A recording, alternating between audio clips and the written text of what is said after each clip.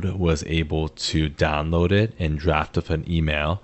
And so now I'm going to have Claude Code send that email on my behalf. Okay, that looks good. Can you send that? I approve. So now I'll go back here that it sent out that exact email. And so because we set up, you'll be able to set up agent browser with Claude Code so that Claude Code can basically run your entire browser and also use other tools to draft up emails and use some of the material and assets that you might have generated. Here, we actually had Claude Code enter this into the browser, load this banner, and then respond to this email with the banner. And so by the end of this video, you'll be able to do that as well. In today's video, I'm going to show you how to use Claude Code to drive your Chrome profile. It will be able to see everything you see, interact with it, and we're going to go through a short demo of reading my email, doing a task with Claude Code email, and then sending that email back with a combination of a few of the things that we set up in the last few videos. And so I'll drop that in the description as well as in this part of the video where you can see how we set up Claude Code in the terminal, which will make your life a lot easier. And with that, the first thing we're gonna do is we're gonna stand up Claude Code like I have right here. And then we're just gonna ask Claude Code to install a specific application for us. Hey, Claude Code, can you install the CLI for agent browser? And then we'll go here and we'll just set it up that way. And so I just asked Claude Code to install exactly the application that we want, and it will go through this process, and by the end of this process it will install it and then we can use it. While we wait for agent browser to be installed, this is just a tool that is set up by the Vercel team to allow Claude Code or any agent to automate a lot of the work that you would do with a browser. I think it's built off Playwright, and you can use Playwright directly, but once you set this up, you don't need to use that anymore. It's much better, much faster, and there are certain things that you'll use to make it use a lot better.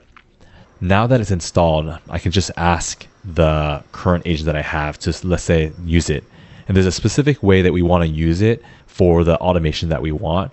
You can use it in a regular way, which will allow Claude Code to use the browser without you seeing anything. So it happens all behind the scene.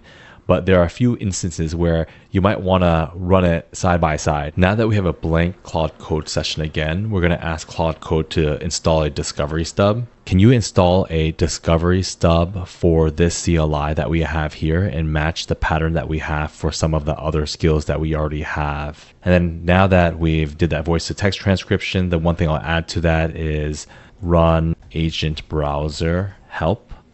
And so this will allow Claude Code to find agent browser whenever we use it in any new Claude Code session.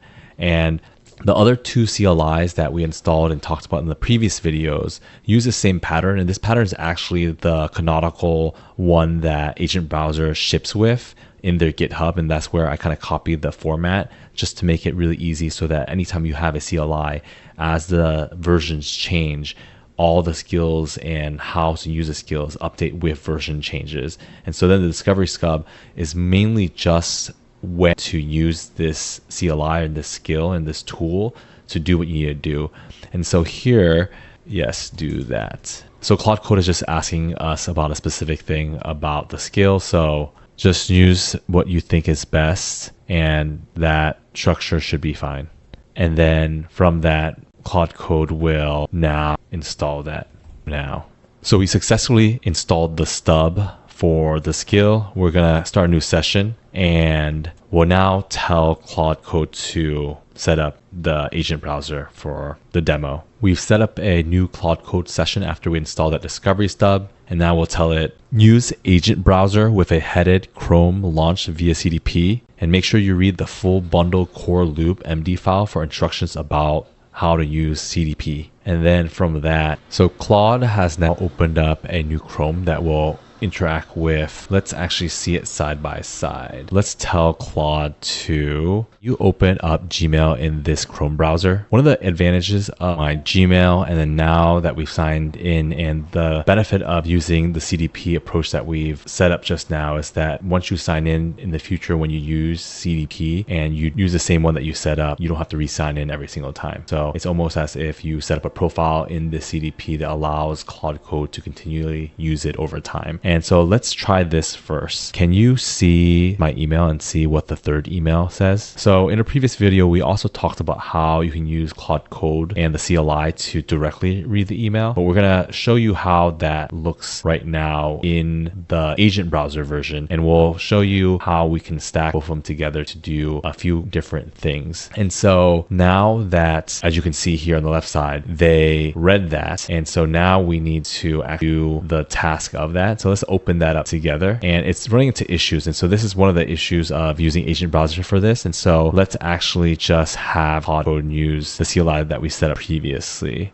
So I was just testing that out, but now can you use GWS, the CLI, to read the marketing content request email for me and summarize what that is? And we can do this incrementally. And one of the things I like to do is when you're working with Claude Code and you haven't set up a lot of the skills or agent files to kind of steer it automatically, you might have to do things incrementally and steer it in that way. So as you can see here, Claude Code was able to use the CLI that we set up previously, read our email. Now can you open up a new tab in that browser that you set up to go to chat.com, and from this I'm gonna have Claude Code now orchestrate what we're working on and now tell it to basically create an image. So I need your help to create a copy and paste prompt for an image generation. So if you screenshot what we're looking at, I've already selected the image. I now need you to give me a draft of what image that we can create for this request, and then once I approve it, we can place it into the browser. So I'm mostly doing this just to show you how you can use Agent Browser to automate and orchestrate a email to marketing requests. Let's say create an image with another subscription that you might already have, and then bring it back into Claude Code to send that email on your behalf, or even drafting that email. And so because this is just a demo, I think this one looks good. That one looks good. Can you now use Agent Browser to paste that in and submit that into ChatGPT? And then now we'll just wait for it. You'll see that Claude Code basically automated all the things that I might do. And sometimes if it's a much more complex task, it will be a lot harder to do, but you can see here already that it is now doing this on your behalf. And so if you can think of anything that you do for the browser, you can use Claude Code with Agent Browser to work side by side and not have to constantly take screenshots. I still prefer to work in the terminal in most cases, because then I can set up a lot more agents doing a lot more